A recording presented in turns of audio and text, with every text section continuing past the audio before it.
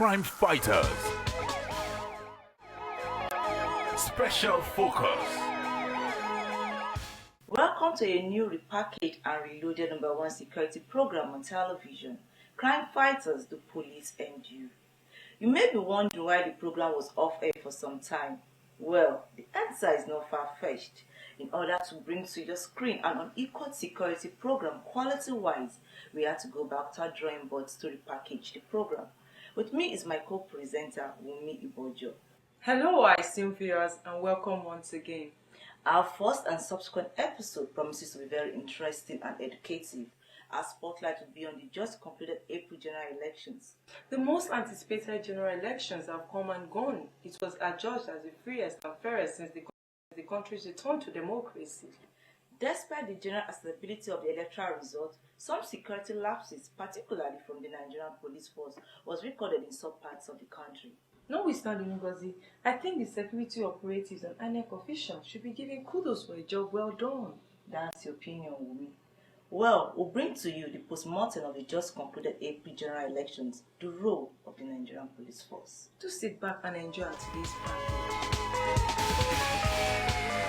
Crime fighters. Special focus. The 2011 general elections has come and gone. Some won while some lost, but the memory of the April elections have left an indelible mark in the minds of Nigerians. Crime Fighters, your number one security program on television, brings you a post-mortem of the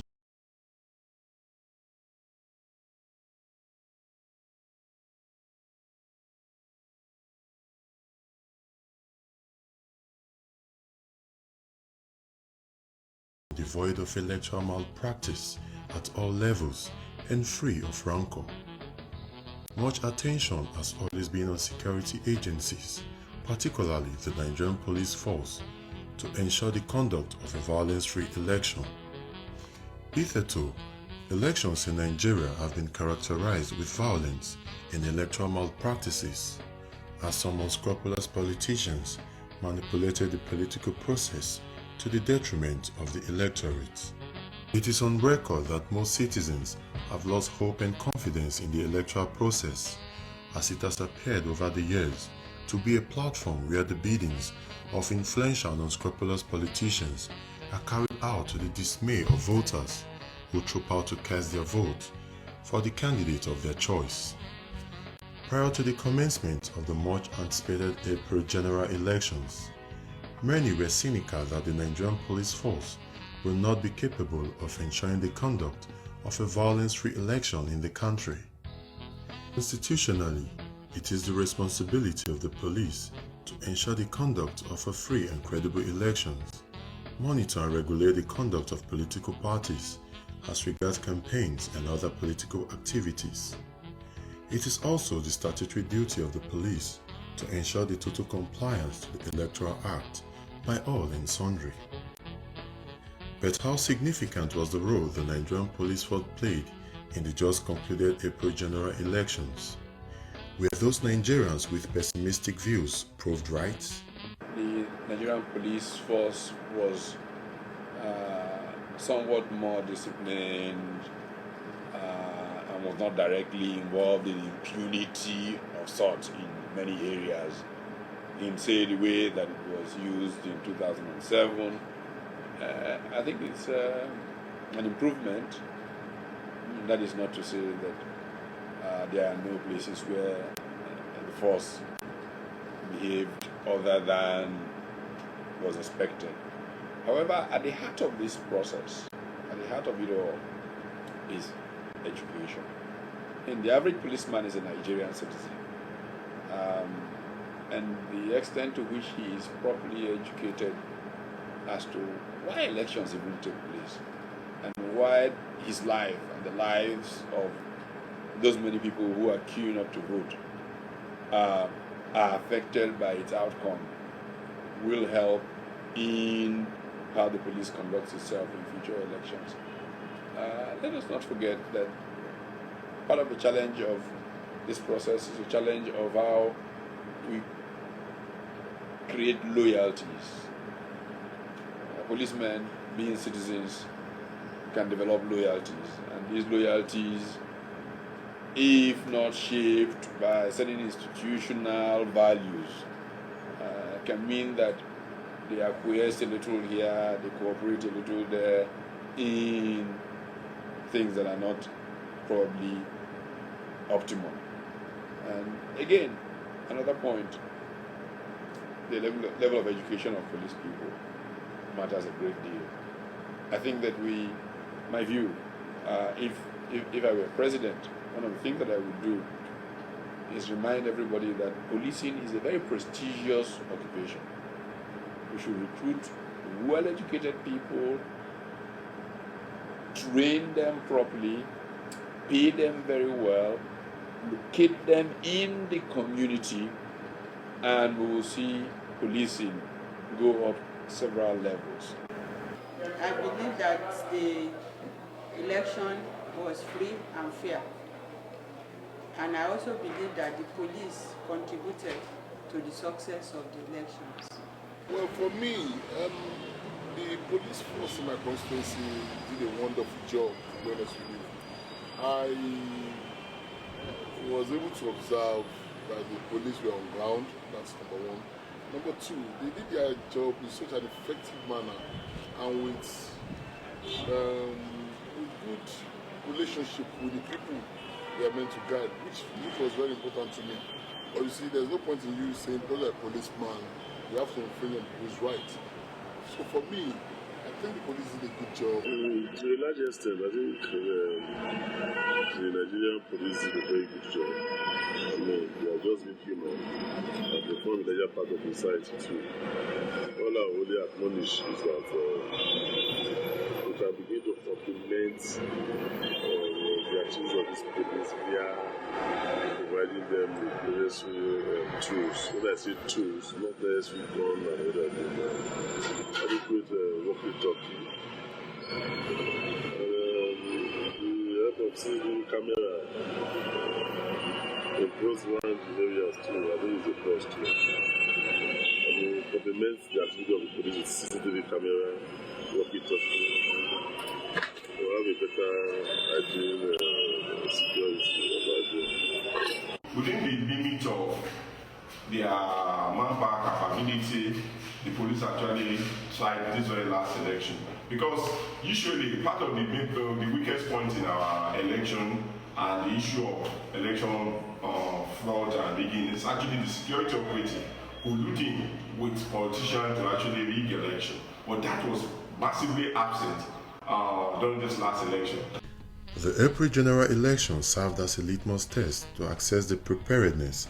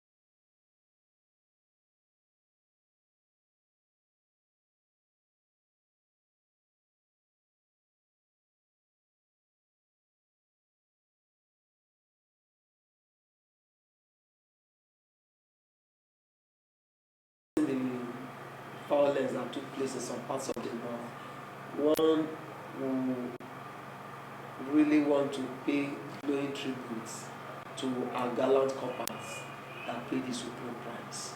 And one will also want to use this occasion to call for their immortalization. They must be immortalized because they died serving our fatherland. You know, one will have expected that before the election, they will have identified the flashpoints in the country and where they will need a greater number of concentration of security personnel. You know, definitely we know that Bauchi and Boko Haram and all of that, you know, there are some states in the north that could be violence flashpoints.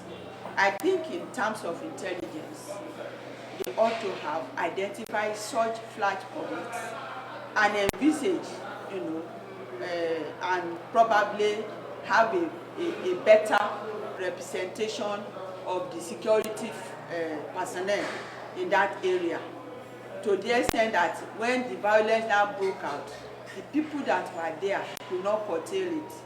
If they have, you know, the sensitive to the so-called flashpoints, maybe they will have been able to curtail it better, or at least to sort of prevent the extent of damage. I think that it's fair to say that we could have anticipated what happened on that day and planned a little better for it. But the ultimate blame, I think, rests with the failure of the system to understand what happened. In retrospect, what was the motives behind the post-electoral hostility that ignited bloodbath following the pronouncement of President Goodluck Ebele Jonathan as the winner of the April 16 presidential polls? Was it a predetermined and orchestrated plan, or a reaction based on the spur of the moment on the part of the aggrieved voters? I still think that we don't quite understand what happened. At least we're not interpreting it accurately. I think that there is a tendency to rush to assuming that some candidates stoked the fire and said go and destroy. If some of that happened, I think it's only a small part of it. For me, what happened on that day, even though loss of human life is inexcusable, nobody should, under any circumstance, resort to killing other human beings, no matter the provocation. But having said that, in my view, what happened on the 17th of April has been much misunderstood. I thought it was the first salvo in the beginning of the Nigerian Revolution. Because for me, what happened was that a highly impoverished underclass, and the northern parts of Nigeria are the poorest parts of Nigeria, so it's only likely that that's where it will start. They were unable to calculate that it was unlikely that the kind of candidates they were investing in had a chance of winning, because arithmetically it was not likely. So in this confusion, they poured out into the streets, went after those they thought were their oppressors. And somewhere along the line, abuse stepped in. As happens with any revolution that does not have a proper vanguard, they began to attack Southerners, they began to attack the churches, and the old dimensions of problems that happened in that part of Nigeria kicked in. For the perpetrators, if you look carefully, I'm sure they are young people. In the first instance, as far as they are concerned, they have nothing to lose, because one, they are jobless, and they are captivated by little money that they can give them, and they don't so much value life, especially because you are talking about their mongeries. I'm sure part of they are trained that if they do as they have their reward in heaven. They go to so as a result of that, they are not really, it's what they will get out of it that is of interest to them. They are not bothered about whether there will be loss of lives or not. I think you can say mentally they are blank. You know, they are blank because they can't feel the impact of what they have done. They cannot even feel remorse. As far as they are concerned, they have delivered on whatever they are asked to do, and that is it. So mentally, I would want to say they are blank. Despite the international commendation on the just concluded April general elections as the first election of the decade in the history of Nigeria, the post-electoral violence that claimed the lives of over 350 Nigerians in the northern part of the country was also adjudged as the most fatal in recent times. The violence, which was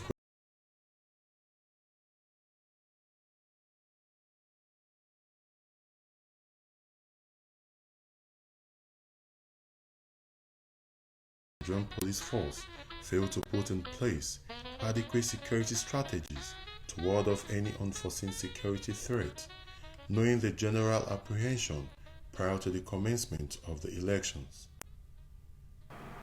Security agencies will have to be proactive. Honestly, for a very long time, we have had the drumbeat of war.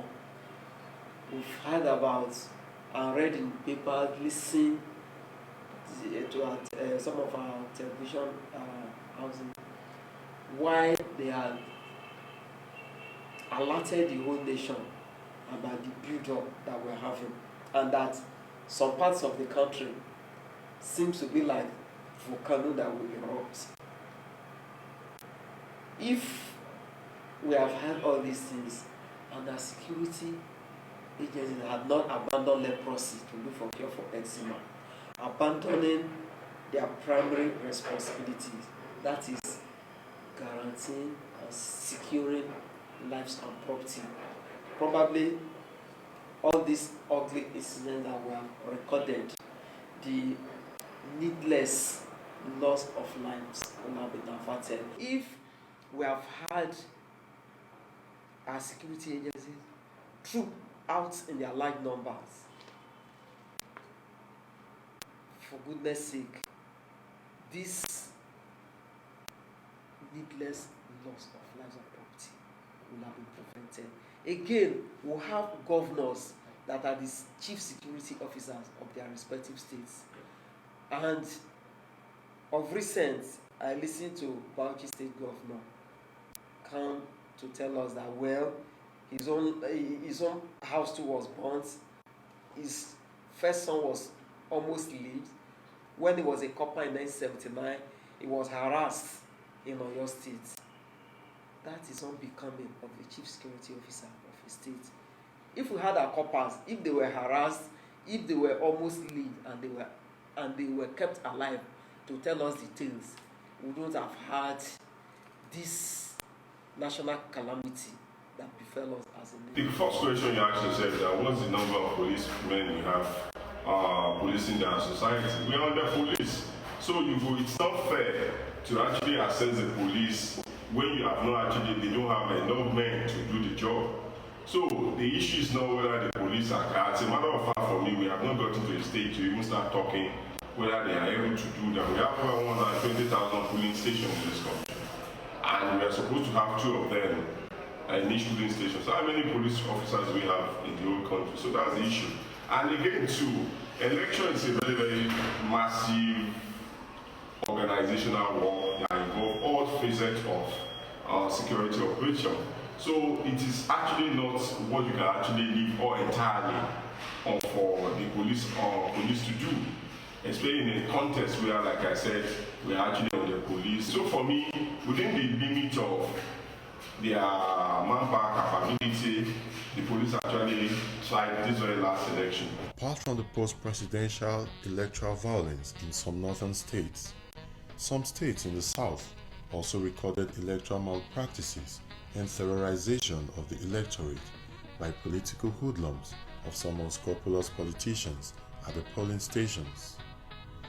It was also reported that gunmen stormed a polling station, fired Kalashnikov rifles into the air, and stole yet to be used ballot papers and ballot boxes before dragging off an INEC official in Ikot Efon, southeastern Nigeria.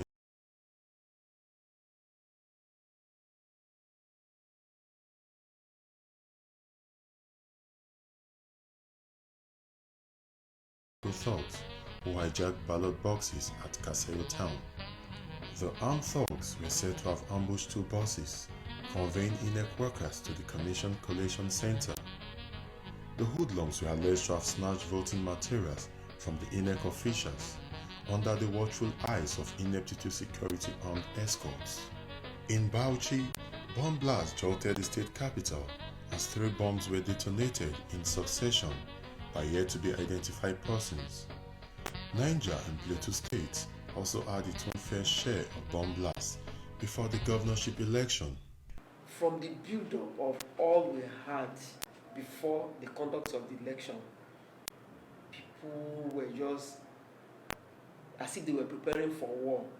We read and learned about arms and ammunition that were in the wrong hands, and then that people were frustrated and disappointed to the extent that they preferred to take their destiny in their own hands. Apart from that, some of our politicians were using some of our youths, to perfect thuggery, which will serve as an alibi, for rigging of elections to take place. However, the unprecedented show of patriotism of voters who came out en masse, regardless of security threats in some states, and the scorching ray of sunshine to perform their civic responsibility in a peaceful manner, goes to show that Nigerians are indeed ready for a change. Now that we have all seen ourselves on course, I'll tell any other person who is left behind to join the train. The earlier the better. That is, join us. We have all made up our mind to make it fine.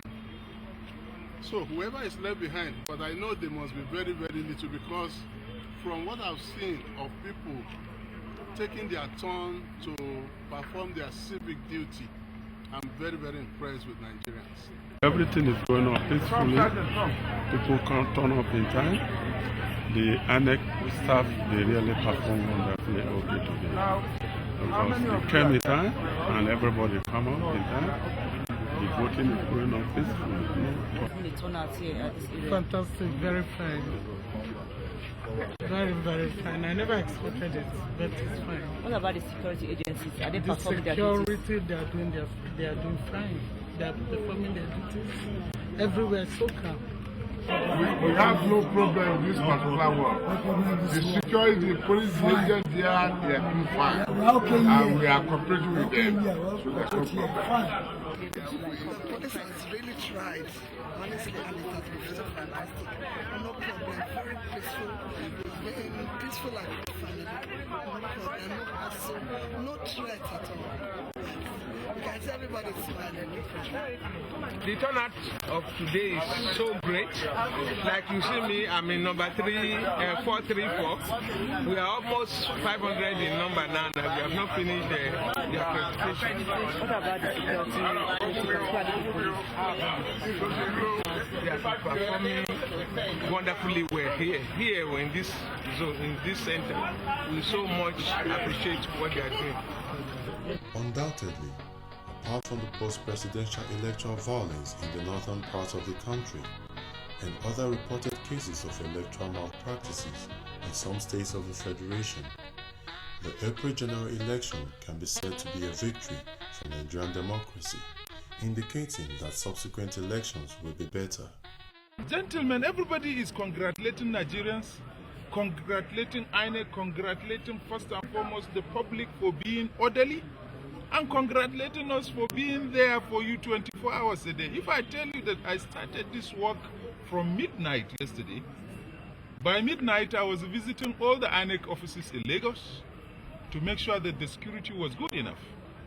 By 3 o'clock, the INEC resident commissioner was the first person to call me, drawing my attention to the fact that they were going to start, the movement of their personnel with their materials to the polling units.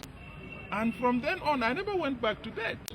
I kept calling my officers to ensure that they are escorted. In a very, very long time, there's been no election that has been this free and fair, and as a matter of fact, this credible. Using this medium, this opportunity to join millions of Nigerians in saying congratulations to the partisan politicians, to INEC, to the electorate, and to Nigeria itself. But this is just the beginning. It appears like we're beginning to get it right. Indeed, the men and officers of the Nigerian police force may have put up their best in the just completed April general elections, given the personnel and equipment made available to them. But the federal government must make it a point of priority to properly equip the police to face security challenges ahead if the much touted police reform is anything to go by, and to execute policies that will empower them both in terms of providing adequate logistics and training in order for them to perform their statutory duties effectively. Also, the Nigerian police force personnel must embrace the theory of attitudinal change so that the principle of community policing can thrive between the police and the citizenry.